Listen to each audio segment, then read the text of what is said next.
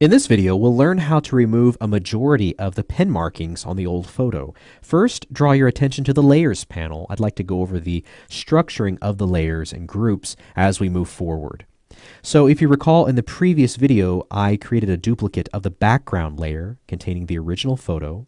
It's now housed within a group that I've added and titled in between videos. I've called it markings/contrast. This is where we're going to remove a majority of the pen markings in this video and also add some initial contrast beginning in the following module. So as we move forward, we're going to have the different stages or phases of this restoration project housed within their own respective groups. And all of these groups are going to be within this main group, which I've titled Restored Photo. So I'm doing this so that I can simply toggle the visibility of the main group or any of the individual subgroups just to see the current state of the restoration and compare it with the original photo. Okay, so let's go ahead and zoom in here. And I'm going to temporarily turn off the visibility of that hue saturation layer that we added in the previous video, just so you can clearly see we have blue pen markings on different parts of the old photo. Looks like they're names of some of the different individuals that we see here. So one approach that you could take initially with the original photocopy layer selected is you could try grabbing, say, your healing brush tool. You could zoom in here, hitting Control equals. And let's try a really tough area here where we have a lot of different things going on.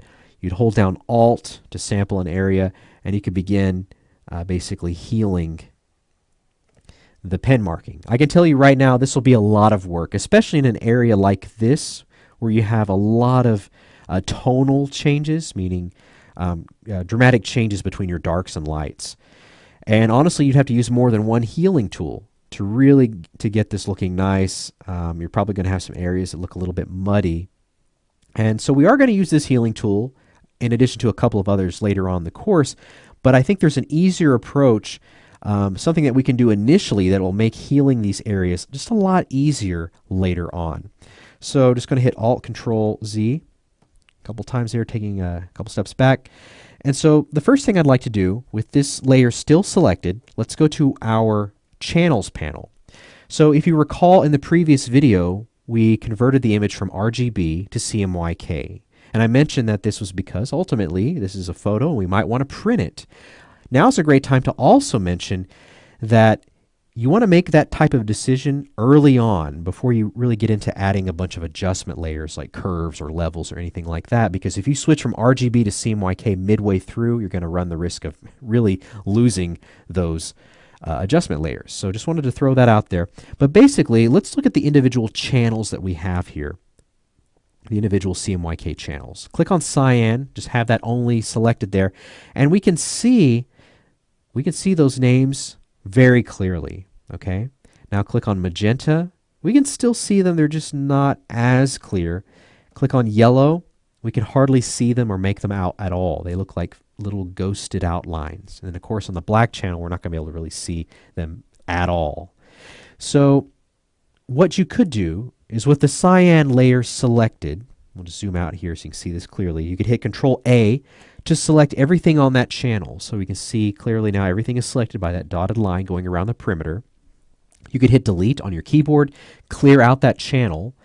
And if you go back to the composite here, you can see we can still see the names, but they're still visible. They're just not as visible as they were. We see mostly just the magenta channel now. If you go back to the Layers panel and turn on the visibility of the hue saturation adjustment layer, you really can't see them at all now.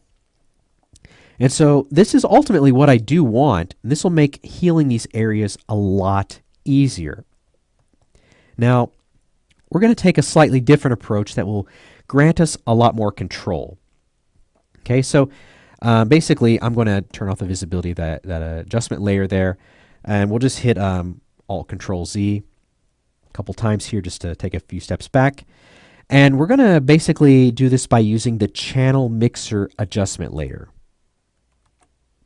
So with this layer selected, go ahead and click on your adjustment layer button at the bottom of the Layers panel.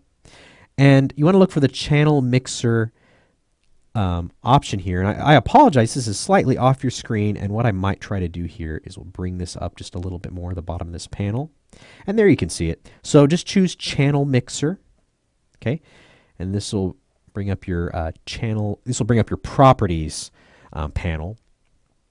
Okay, so here we basically, under Output Channel, we have those different channels, okay?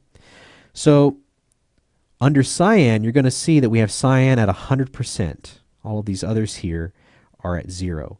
Basically, take cyan and you want to go ahead and you want to just zero that out. So you can just select that value right there, that percentage value, and hit 0.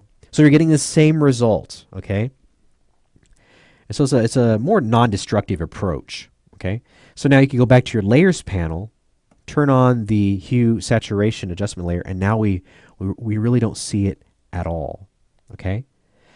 Now let's go back to the Properties panel, and it's in this panel that we're also going to add some initial contrast for the image to really build upon as we move forward.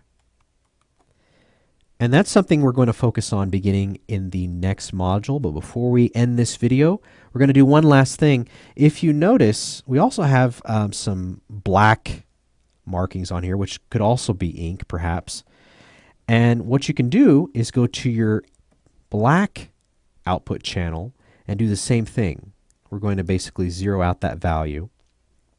And so now we don't see those blue markings anymore, especially, or those black markings, I should say, especially with the Hue Saturation Adjustment layer on. If we turn that off, you can see we still see those markings there, but with it off, and with that channel zeroed out, we no longer see those markings.